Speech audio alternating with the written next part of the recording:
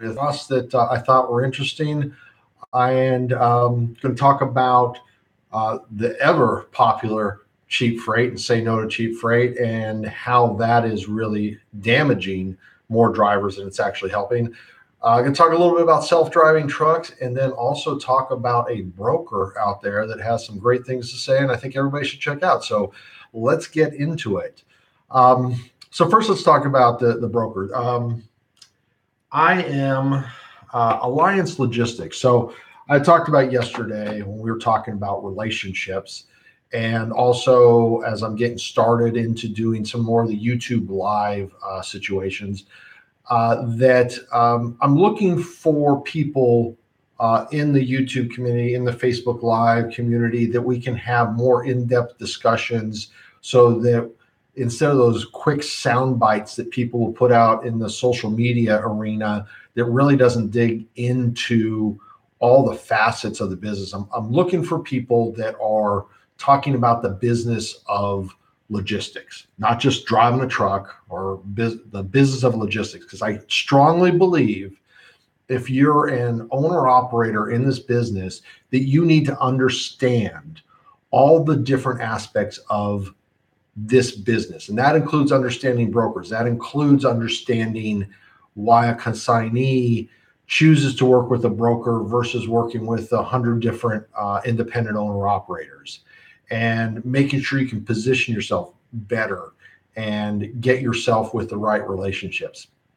So in my search last night, I came across this gentleman with Alliance Logistics. Looks like he's probably a work from home logistics agent. I really didn't dig too much into his business side of it. I do plan on looking him up and giving him a phone call because I like a lot of things he's saying. And I think I know he represents what I talk about as far as finding one of those good agents out there. So he was talking about one of the videos that I watched. I watched several, but one of the videos that I watched, he was talking about, are you setting your carriers up for failure? Now, this is the mindset that as a broker or working with a broker, that you want to find those type of people. And what he was talking about was he gets a call from a customer that says, I'm not sure if the product's going to be ready. And any of us that have driven a truck that have gone out there, we've showed up. I just actually happened to me with one of our the carriers that we manage all their business, got a call saying, hey, I got here, the product's not going to be ready till tomorrow. But what he's saying is, are you setting your carrier up for failure if you know that that load may not be ready when they show up? And if you don't call them and let them know that. Now, I'm not saying that every time you show up and the product's not ready, that every broker knows that, and they're just not telling you. But what he's saying is a good carrier that you're working with, and anybody who's worked with me knows I strongly believe there are very few good carriers out there, and there are a ton of bad ones. So from a broker's perspective, he says, hey, I find a good carrier, and if I send them to a location that I know may or may not have the product, am I setting them up for failure if I don't let them know? And ultimately, am I setting up the possibility that I lose a good carrier?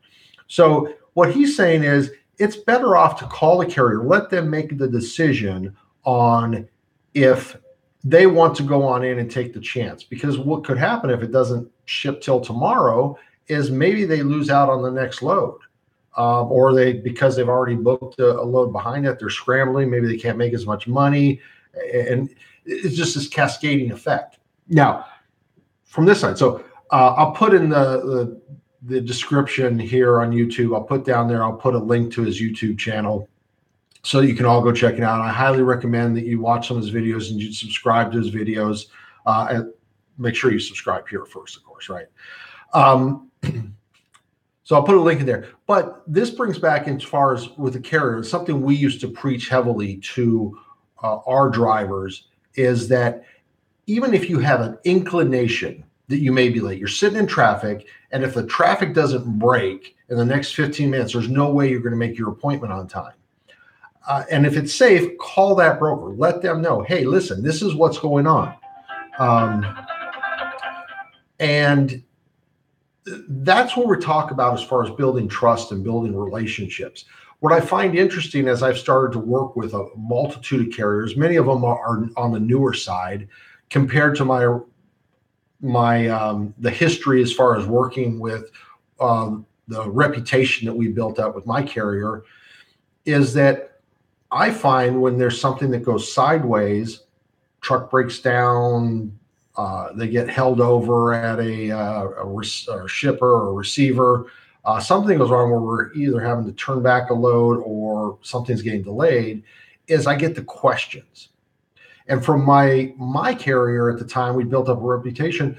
If we said a truck had broken down, we're looking for a recovery option, I'd get the thank you and no questions about it. We actually had a truck that was broken down about a month ago, and they wanted me to send over a copy of the repair, or what truck stop were they at, or what repair shop were they at.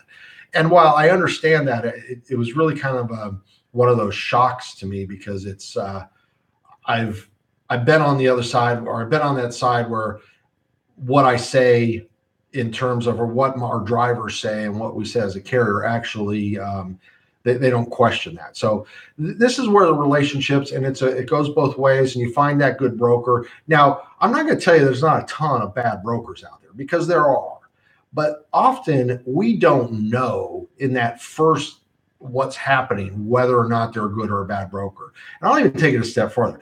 I don't care if they're a bad broker or not. You need to set the standards for your business in terms of the reputation that you have, in terms of, hey, I'm going to communicate as soon as possible. I'm going to tell the truth, even if the truth is I overslept. You're going to tell the truth. And you can be, just because the bad broker doesn't mean that you don't set those standards and you live up to them. There's no excuse for saying, I don't have to do that because I don't like this broker. So go out, check out his channel. Now, the other thing I want to talk about is self-driving trucks. And this thing that came out here the other day was kind of interesting, because just last week, here we are, August 2018, just last week, Uber announced that they were stopping their self-driving truck division.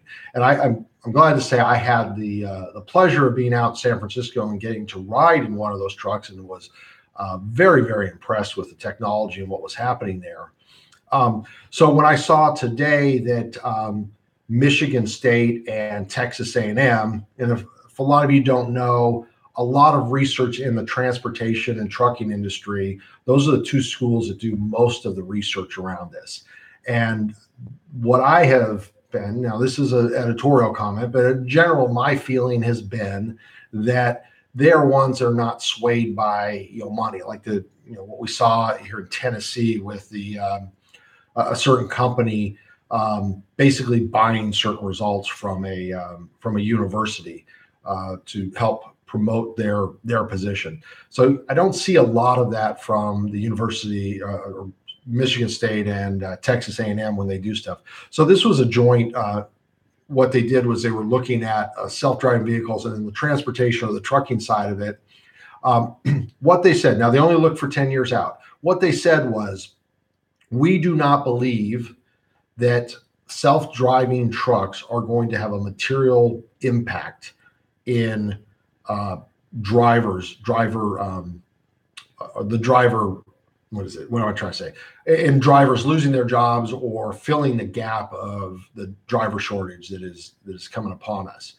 Now, what they did say was, they do recommend that anybody that is a driver, that they start looking for opportunities to strengthen their skill set.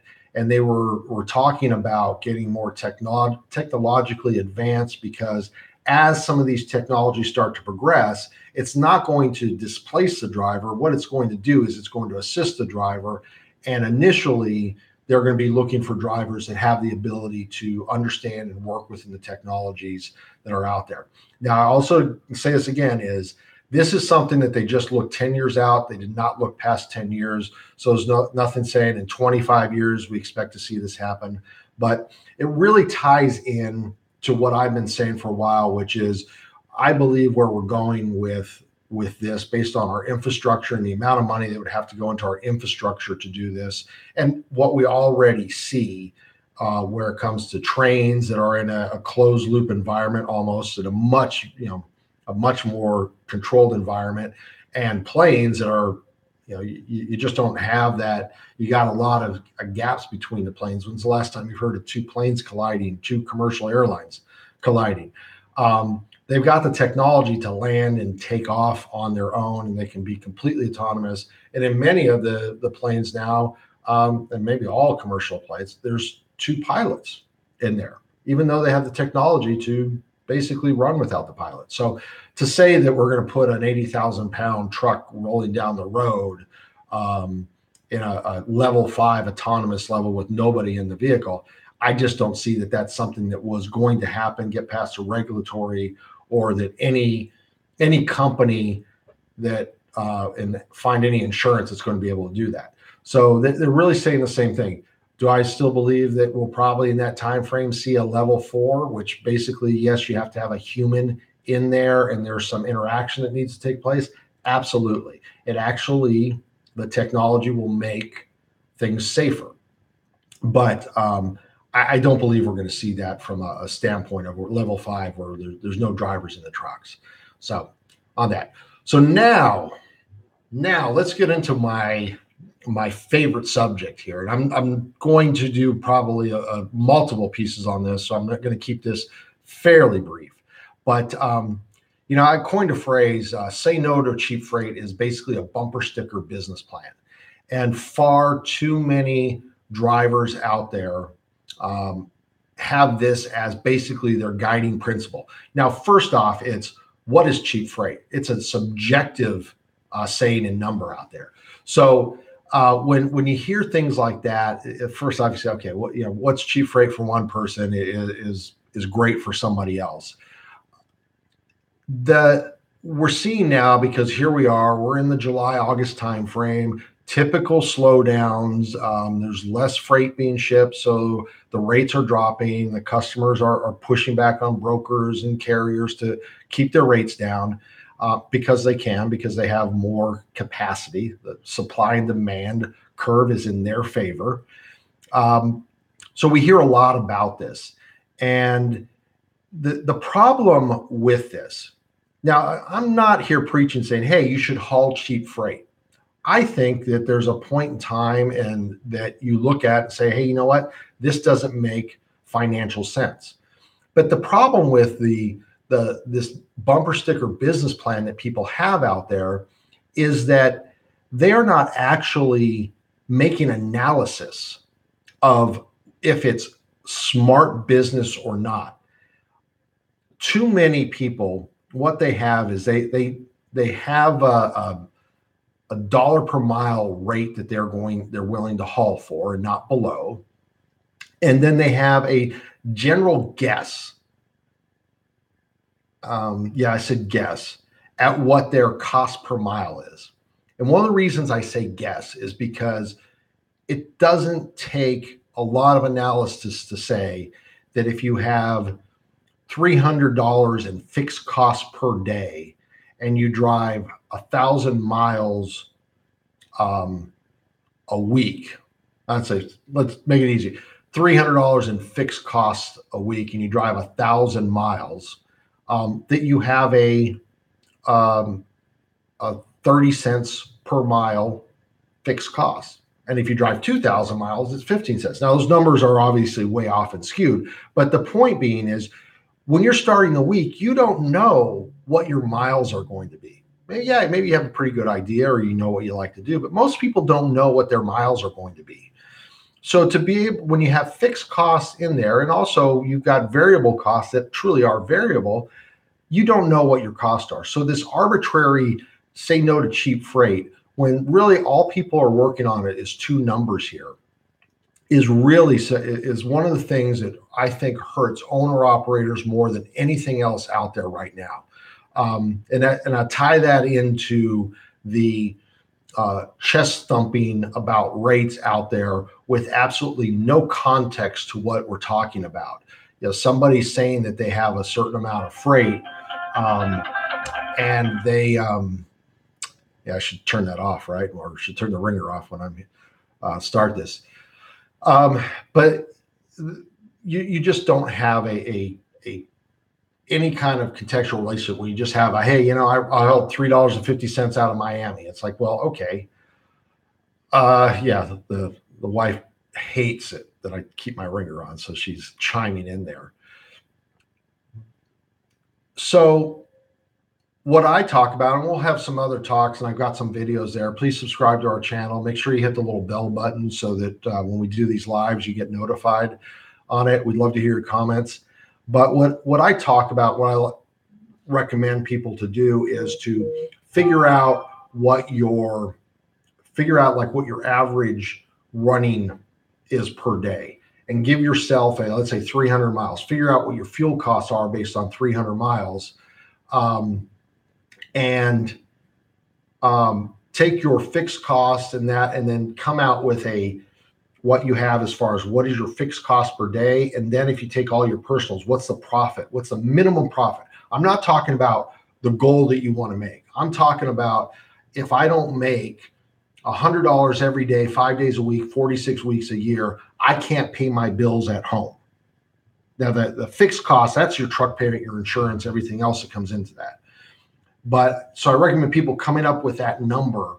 So while you're out there and you're looking at business and freight, you're able to automatically know, gee, you know what? While people are going to hammer me if I were to tell them I did this on the internet, I can still make money hauling this load. But this arbitrary rate per mile number that is put out there is lower than what I told myself I should haul. But you know what? I'm going to pay my bills, and I'm not going to put myself in financial trouble because I was worried about what somebody else would think, or I have a number that I came up with, or that I heard a bunch of people saying this is the right number for you right now. Don't do that. Don't put yourself into financial jeopardy because you bought into this bumper sticker business plan. Know your numbers. Know what your true costs are. Have a good idea based on what the certain fuel rates, what your operating cost per mile is. Know what you need to generate in terms of revenue on a daily basis based on a certain number of miles so that you can pay all your bills. Do not budget based on 52 weeks, budget based on 46 weeks or less, because your truck breaks down, you have holidays, there's so many things that come into play that your truck is not going to run 46 weeks or 52 weeks a year. So plan for that when you're doing your budget. Understand that if you're at $5,200 a year on insurance, you can't say that your insurance is $100 a week. And that's what you have to plan, because if you're not running 6 weeks, that's $600 that you're coming in short. So put that $600 into the weeks you're running so that you have the money to not only pay for your truck expenses, but also pay your personal expenses. One of the things that I tell people is, you know what? The guy that you make your truck payment to, or your insurance, or your mortgage, or anything else that you have to make a payment, they don't care that Christmas and New Year's you wanted to be home, or that you weren't, or the freight, you lost a couple days so you couldn't run as much. Because you know what they're going to say? You know what? I know they'll say my 5-year-old knows when Christmas is going to be next year. So don't tell me you couldn't plan for the slowdown that you may have, or the time you're going to lose for Christmas. We all know when Memorial Day, when 4th of July, if you can't figure out what 4th of July is coming every year, you shouldn't be in business at all. But for some reason, people all of a sudden forget about some of these things, and they don't plan for it, and they don't budget it. So those are a lot of the areas that we want to talk about. And one of the reasons that I think that this Say No to Cheap Freight bumper sticker business plan is so detrimental to people out there in the industry. I'd love to hear your thoughts and comments. Please, please, please understand, I'm not advocating hauling cheap freight. I'm advocating understanding your numbers in depth, and your rate per mile is really the last number that you really should focus on. It's an index. It's just something to help you gauge what's going on in the market. Hey, please, want to see your comments, what you have to say. Like this video, watch some of our other videos. Make sure you share this, and I'm going to be back here soon. Thanks a lot.